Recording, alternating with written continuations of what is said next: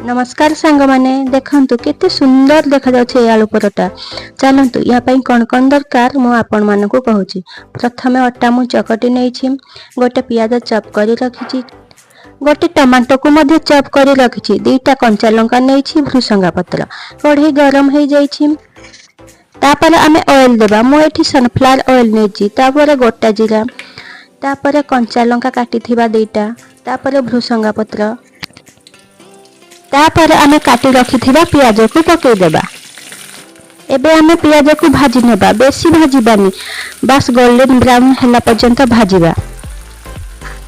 एबे हमर पियाज होई जाइछि, तापर काटी रखिथिबा टमाटो को पकेई देबा, तापर टिके ताको भाजीबा। हल्का टमाटो सिझी गला परे तापर आमे गुंड हळदी, स्वाद अनुसार लूण, रेड चिली पाउडर टिके पकेई देबा। एबे सबु को भल भाबरे गळे देबा। टिके परे टमाटो सिझी गला परे तापर आमे सिझी रखिथिबा आलू को मध्ये पकेई देबा।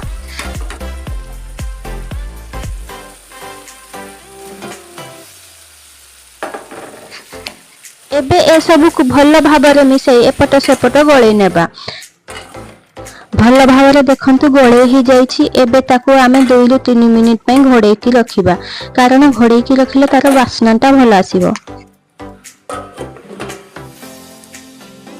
एबे देखंतु दर्शक बंधु आलू कषाटा केते सुंदर देखा जाउछि, तार कलर भी भल आसीछि, पूरा रेडी हो जाइछि।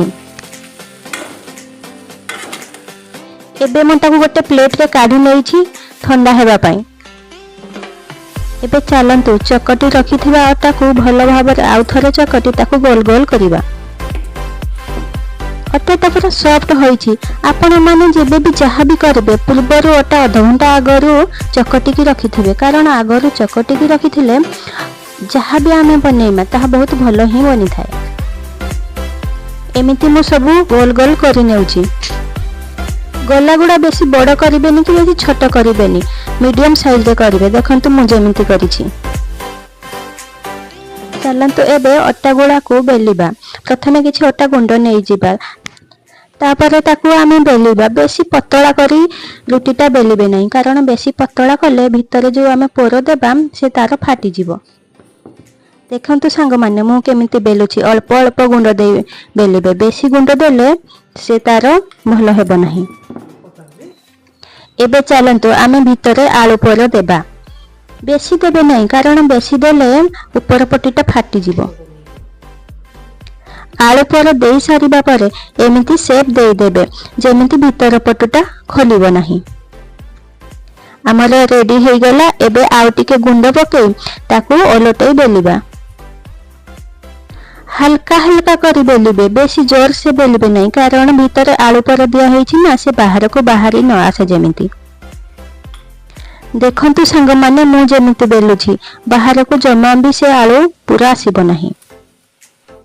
एबे देखंतु एई परि भाबरे बेलिबे, बेसी मोटा नुह कि बेसी पतला नुह।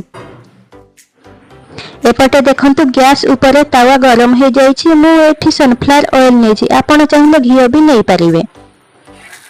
एबे आमे ताको ओलटाई देबा। ता देहरे अल्प टिके सनफ्लावर ऑयल दे देबा।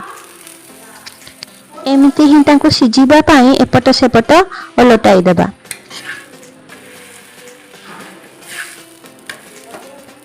देखंतु केते सुंदर भाबरे लाल लाल हो कि होइछि।